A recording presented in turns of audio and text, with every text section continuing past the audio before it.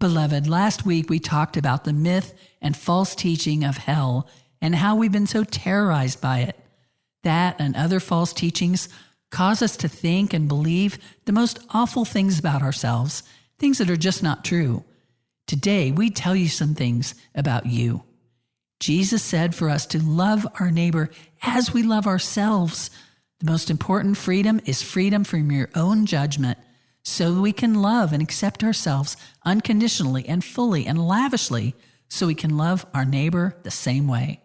Would it be okay if I were to tell you that I am afraid someday, so I call you up and you call me down? Would it be okay? Hello and welcome to the FreedHearts podcast. My name is Robert Cottrell and I'm here as always with Susan Cottrell. Hi there. Hi. Hi everybody. Welcome. Thanks for joining us. Connect with us at freedhearts.org. Please subscribe and follow on whatever platform you're listening to. Please give us 5 stars. That helps more than you know in the world of AI and algorithms, and we really appreciate it. Well, beloved, last week we talked about the myth of hell and how this false teaching is such a key to the entire narrative of this behavior-focused anti-gay religion and Christian church, and how we have been so terrorized by it to the point that it causes us to make certain decisions in an attempt to avoid hell, decisions that don't match in any way what our heart is saying, what we know to be the right decisions for our lives and for those we love. And this false teaching of hell, along with many other negative false teachings, causes us to think and believe the most awful, horrendous things about ourselves. Yeah? Yeah. So, sweet listeners, today we want to tell you some true things about you. So please just breathe this in. Yeah. This is about you, beloved. Mm-hmm. About you. You are a good, beautiful, extraordinary, and powerful human being. You may not currently be able to see or believe this about yourself. This is because your worth and value were distorted, degraded, and demolished by the people, groups, institutions, or influences you most trusted. What you learned about yourself in those instances is not the truth. There's no other person who is good, beautiful, extraordinary, and powerful in the particular way you are. By you not seeing, believing, embracing, and expressing all of who you are, a great void and absence is experienced in the world. What you are is life's gift to you. Who you become is your gift to the world. There's nothing wrong with you. You are not bad or defective. You are worthy and deserving of love and acceptance just the way you are, without condition, without performance. For every one thing you can find that you think is wrong about you, I can find 10 things that are right about you. You have a particular brilliance and magnificence that is unique to you that no other person has except you. You are deserving of your own love, acceptance, patience, and compassion. Now, some people will not like you. They will judge and condemn you, speak badly of you, perhaps hate you. They could reject you, even hurt you, and that's painful. But this is true of every human being and doesn't diminish any of the truths that we just said about you. You will make mistakes. You're not perfect. You will screw up. You will have setbacks. You will do crazy shit you wish you had not done. But this is true of every one of us, every human being, and does not diminish any of the things we said about you. Never apologize for who you are or for your life. There's nothing for you to defend or prove ever. Your worth and value is settled and secure. You are good, not just a little good, like super, wow, amazing good. Believe it. Don't let anyone ever tell you different. If you must have something to aspire to on your path, make it that you will no longer sit in judgment of yourself. So all those things are true about you, beloved. So we want you to accept them.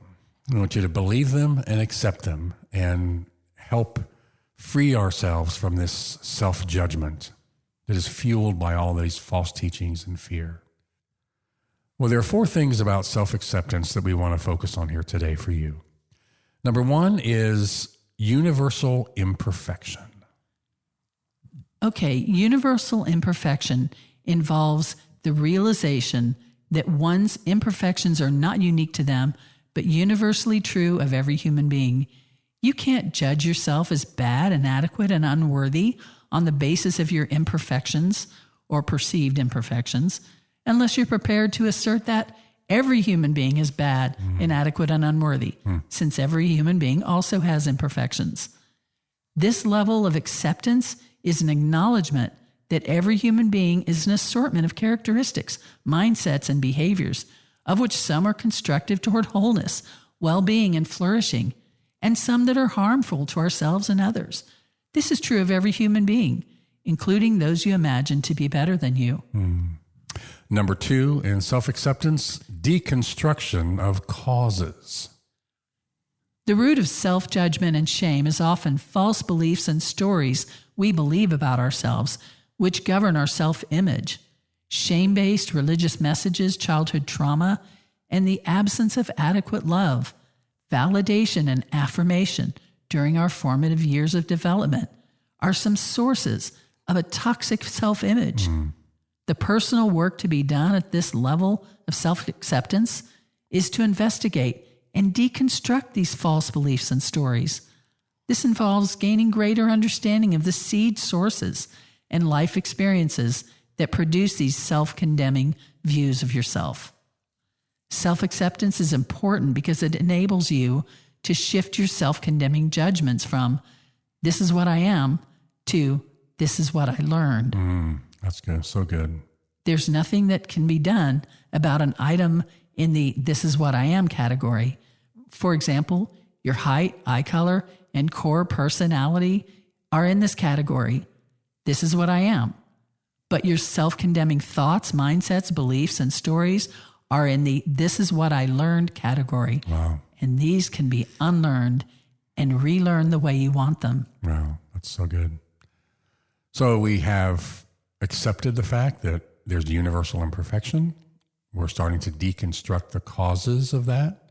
So let's move to number 3, which is hospitality and curiosity.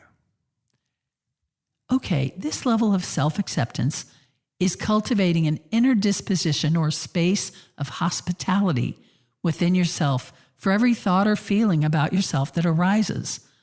Offering hospitality to every thought and feeling that arises is being an impartial, accepting, and compassionate witness to your thoughts and feelings about yourself as they come and go.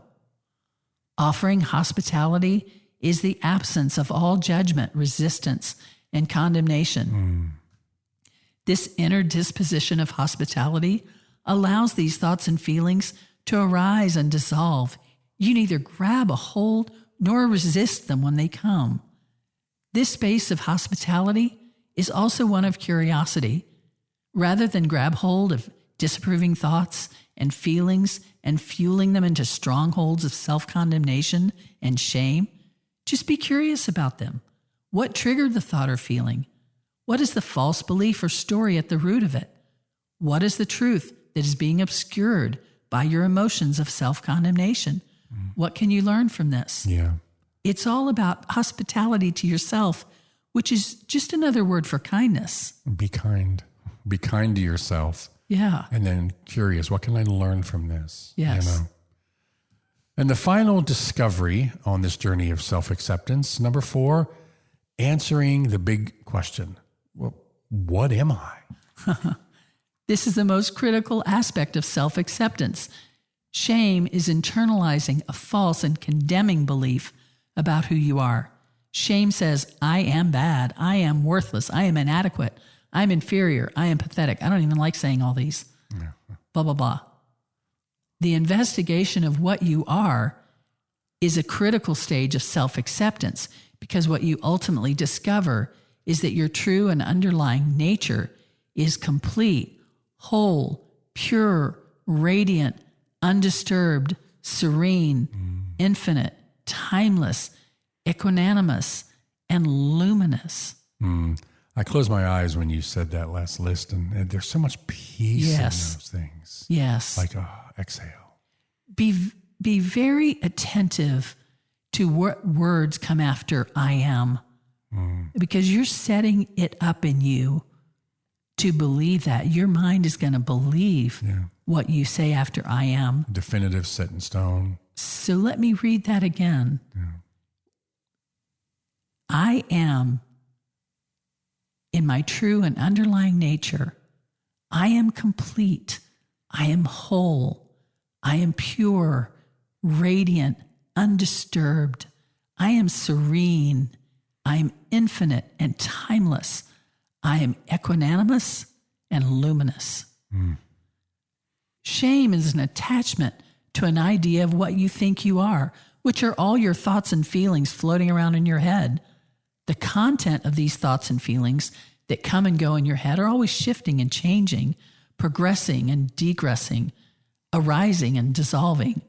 And it is subject to many factors, conditions, circumstances, and variables. Yeah.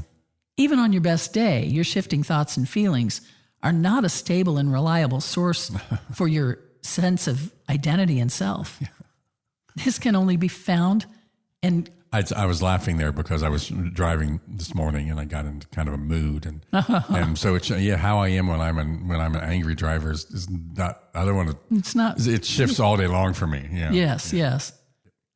This can only be found in that whole and complete you that never changes. That you is a witness to every thought and feeling and every false belief and story that arises. You think you're the false belief and story, but your true self is so much bigger than that. That's why the fundamental question in life is to be, what am I? Until you can look upon the entirety of yourself without judgment, you don't find complete freedom in life. This doesn't mean we turn a blind eye or refuse to take responsibility for our flaws and shortcomings and their consequences. And I think when we do that, it's because we're afraid that's really who we are. But instead, we can step back and see ourselves from a more constructive and compassionate and greater point of view. A kinder point of view. Kinder, truer. Something to remember is that when people who claim to speak for God speak anything, believe anything other than complete love and acceptance, they're not speaking for God, and they're not believing in what Jesus taught and modeled. Keep that in mind. Mm-hmm. It is not constructive to turn that good-bad binary lens on yourself. A more empowering lens that you can view yourself through would be, I am a human being who is in a constant process of becoming. I'm a human being of worth and value at every moment, regardless of where I am in the process, where I am on the journey at any given time. I'm a human being deserving of my own acceptance, patience, kindness, and compassion. It's okay not to be perfect and to make mistakes. I'm a human being endowed with the abilities to cultivate a life of meaning, virtue, well-being, and fulfillment. I am a human being that God unconditionally loves and delights in, and my photograph is on God's fridge. Jesus said for us to love our neighbor as we love ourselves.